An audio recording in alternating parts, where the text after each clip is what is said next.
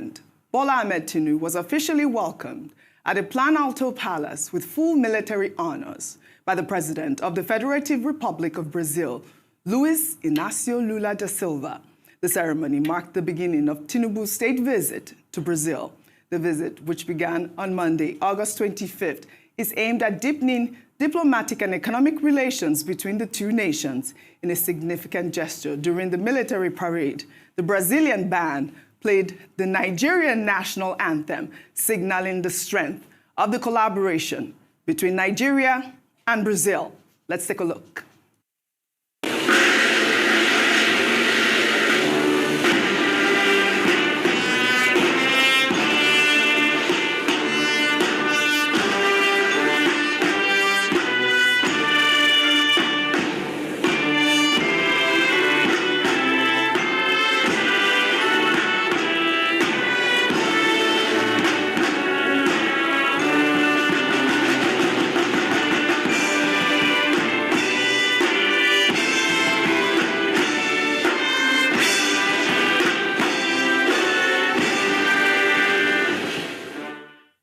What an honor. Ayo and Dr. Abati were singing along. I didn't know you knew the lyrics already. You had to learn it. I am still trying to get myself around learning it. I will learn it. Now you have put me to shame. It was beautiful to see the president being honored that way. Well, following the ceremonial welcome, the two leaders held a private meeting, followed by expanded bilateral talks with senior officials from both governments. Nigeria and Brazil met and signed agreements and MOUs, the first being the new direct flight between Nigeria and Brazil, an agreement on diplomatic training cooperation, as well as an MOU to address international issues of common interest between ministers of foreign affairs, an MOU to cooperate on biotechnology and ocean science, and finally, an MOU to cooperate on trade and expand agricultural financing and investment. Obviously, this visit, the state visit, has garnered a lot of reactions. I'll take some from users on X. This is from Ojo, who wrote, "An honorable moment witnessing the strengthening of ties between Nigeria and Brazil, wishing both nations continued friendship and progress." While Marvelous Israel wrote, "So Tinubu is received at the Palacio do Planalto with red carpets and military salutes, great optics. But let's be clear, state visits does not equal good governance. Nigeria's real issues, poverty, unemployment, food inflation, insecurity, failing power, and the Naira on life support aren't solved by photo ops in Brasilia. Diplomatic headlines don't feed hungry families or put electricity in homes until Nigerians feel tangible change at home. This strategic partnership remains just another handshake across oceans." Of course, the president also put out a tweet yesterday, and he wrote, "Today's state visit marks the renewal of the historic relationship between Nigeria and Brazil. I look forward to working with President Lula to deepen cooperation in agriculture, energy, trade, and culture towards building a future of shared prosperity across the Atlantic." Well, you know that during that joint press conference between Tinubu and the president of Brazil, the Brazilian president also highlighted a number of things that they're going to do. Tinubu highlighted his progress in economic reforms. Let's take a look. It's necessary to emphasize here that the reform that I've embarked upon since I took over in Nigeria has been very impactful. I can beat my chest for that. It was initially painful, but today the result is blossoming. It's getting clearer to the people. We have more money to the economy, no more corruption. All right, Ayobide, I'm starting with you. A lot to unpack. I mean, the last comment there, the president, was hailing his reforms and, saying that, He's done well. He's done really He's well. proud of his. But he said there's no more corruption as well. I mean, that's one of the... Don't laugh at your president. Okay, but that's... You know, I'd like to... Okay, thank you so much, Oji. Welcome back. Thank you. Yes.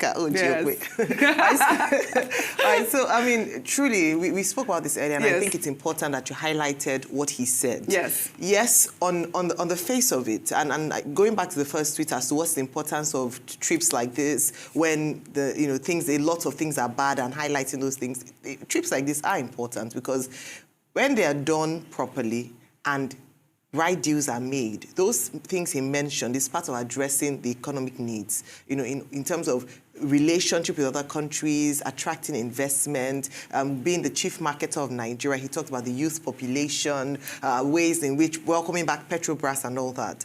Important, very fantastic. He signed some MOUs as well, some agreements between Brazil and Nigeria, one of which I mentioned is the direct flight between Lagos and Sao Paulo. And these are opportunities for both nations. And usually as a nation, when you go on a state visit or you visit another country, what you're going there top of mind is what is in the best interest of your own country. Now, his economic reforms have come under question, or under scrutiny, I might say, in the last few days. First, WTO DG had come out to praise his reforms, saying that she was seeing the benefits in the economy, but that he needed to do more in terms of growth and safety nets for the most vulnerable Nigerians. A number of people have written opinion ads and just talked about how, yes, it had to be done, he's done it, and we're now on the path to progress economically. But if you ask the average Nigerian, as you saw that tweet, people are not feeling the impact of the economics. And that's what we often maintain, that numbers or statistics or percentages are not as important for the people who are on the ground if they don't feel the impact on their pockets. Unfortunately, they don't. And so that's why they will then question, okay, what's all this noise about signings and the likes if I'm not feeling, if transportation costs are still high, food inflation is still on the rise, what is the impact of that? But let me just say, though, that I do agree that some of the economic reforms that have been made had to be done. Fuel subsidy removal, floating of the naira, because we are beginning to see, even though it's a long path to freedom, a long path to progress. But what I've continued to insist and continue to encourage this administration is to ensure that the most vulnerable Nigerians are protected. And so these safety nets we keep talking about, to ensure that we have a welfare for people who are vulnerable, is important. Yes. If you want Nigerians to really appreciate the work that you're doing in the interim whilst we have to be patient, then ensure that there's some kind of reprieve for the most vulnerable Nigerians. So I hail the president for, all the trips he's going, but the most important thing is that, number one, the MOUs are being signed, let them be followed through. Yes. Number two, if he's saying, I don't agree that corruption is over, but my time is up. Okay, you don't agree. I don't agree. I believe it's obvious. He's saying we need to see a more concerted effort, even by the EFCC, for instance, in doing that. Absolutely. And Rufai, here you were cracking up when you heard the president say that corruption is gone. Over. No, like subsidy is gone. Corruption gone. Before I come to you, I'd like to take this so we can tie it in together. And staying in Brazil, Brazilian President Lula da Silva also received another notable Nigerian, and that's Nobel laureate Professor Wole Soyinka, just yesterday.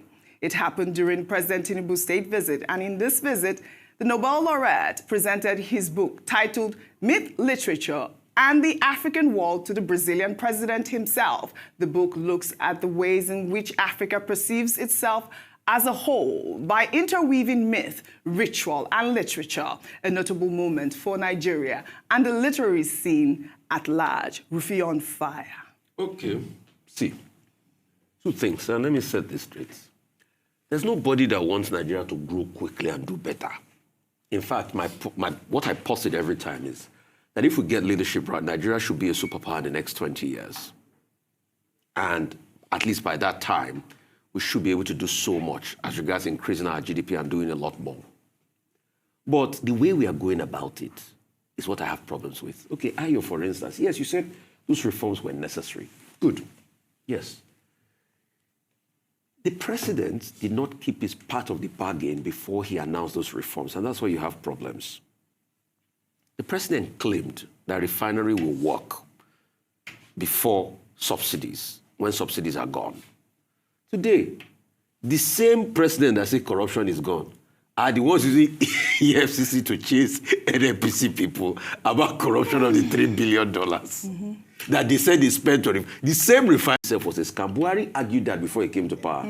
That actually, you can actually have a rebate in the price of petroleum products if things are properly managed. So how did the subsidy allocation grow so high? And they were taking things out of the country, petrol and the likes, driving it across the border in arbitrage. So why didn't we secure our borders then? So are you going to say that those that collected those fuel from that fuel from the depot, they didn't know about them, they couldn't track them? So why is it that all of a sudden, as they say subsidy is gone now, the consumption has reduced? Why was the consumption high then? Because corruption was going. And that's the corruption we've not nipped in the bud till date. And that's the corruption that made us spend billions on the refinery. And it's not working. So secondly, so apart from that, the currency one that President Tinubu said he has done, we are still expending a lot of money to defend the currency, despite the fact that our currency is undervalued.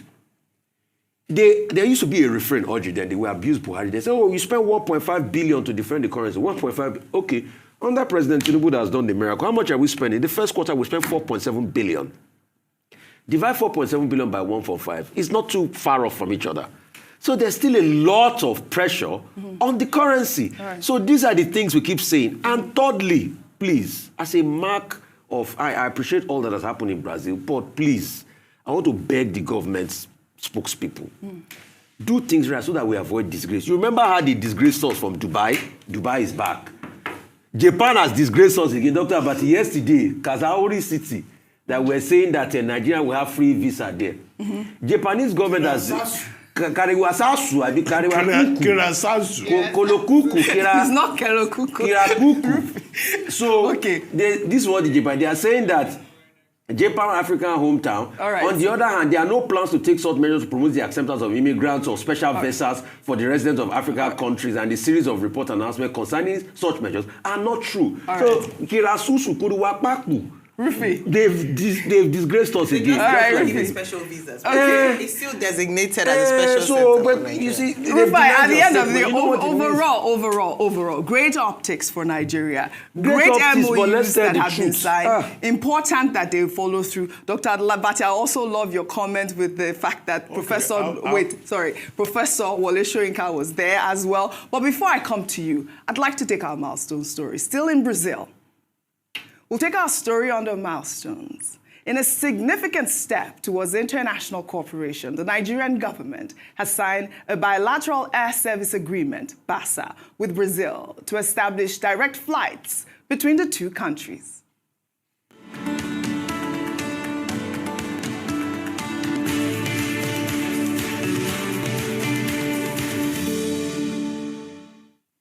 The BASA agreement was signed on Monday, August 25th, by Nigeria's Minister of Aviation and Aerospace Development, Festus Keyamo, and Brazil's Minister of Transport, Silvio Costa Filho, in the presence of President Bola Ahmed Tinubu at a high-level meeting which also included Nigeria's Minister of State for Foreign Affairs, Bianca Ojukwu, and other senior cabinet members. This significant milestone is a key part of President Tinubu's administration's efforts to broaden global partnerships and boost economic activity. The new direct flight routes, which will be operated by Nigeria's largest airline, Air Peace and Caverton, are expected to unlock fresh opportunities in trade, tourism, investment, cultural and diplomatic exchanges, streamlining travel and commerce between the two nations.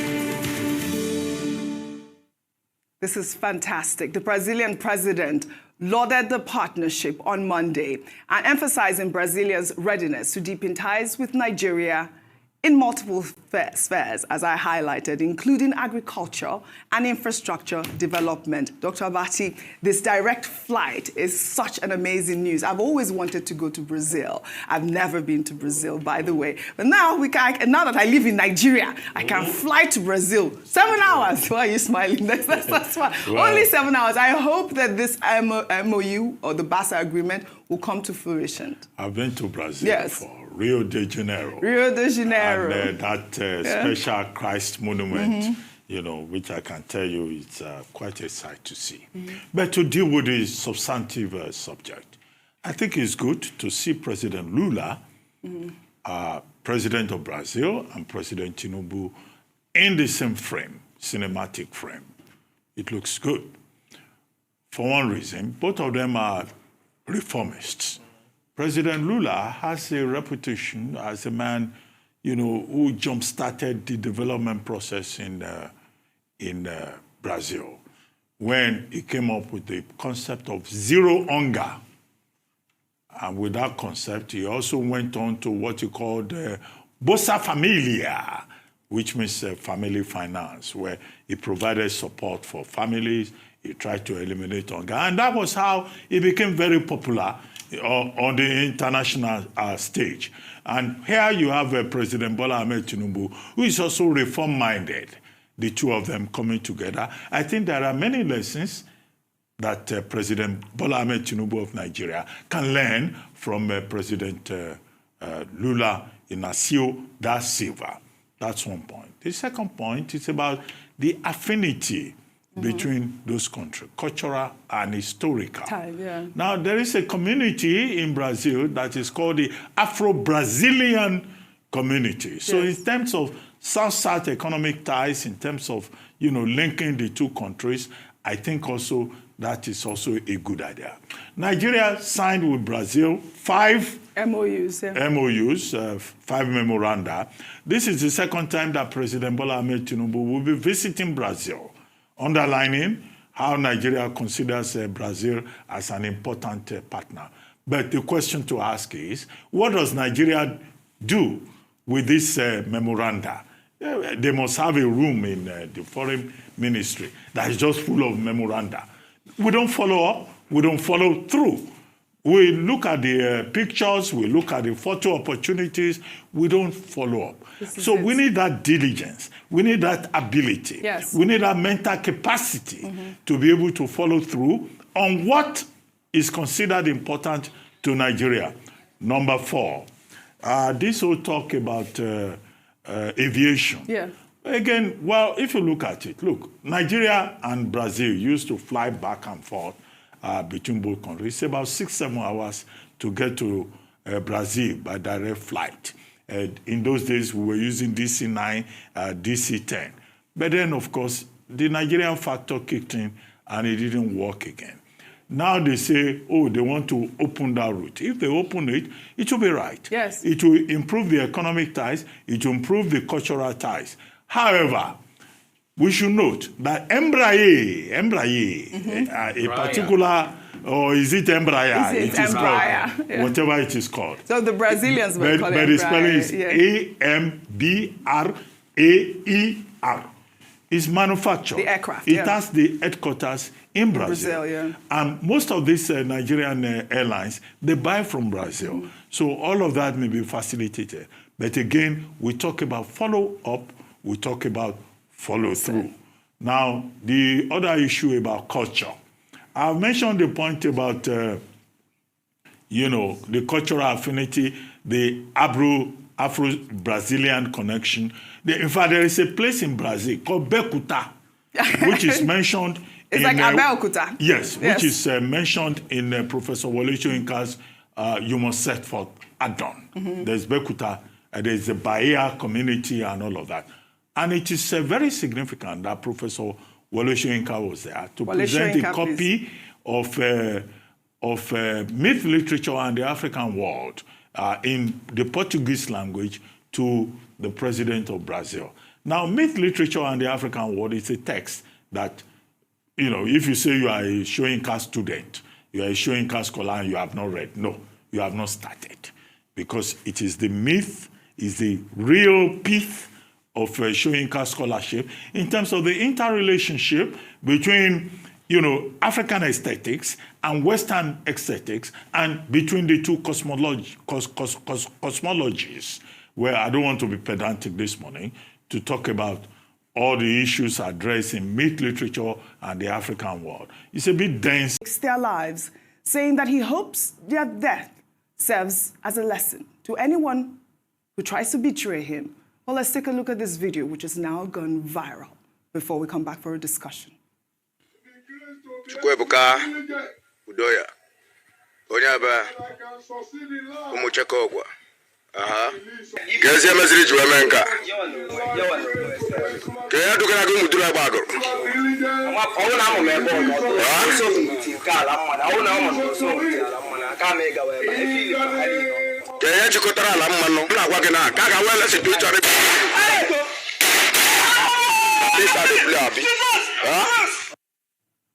Ayo, this was shocking.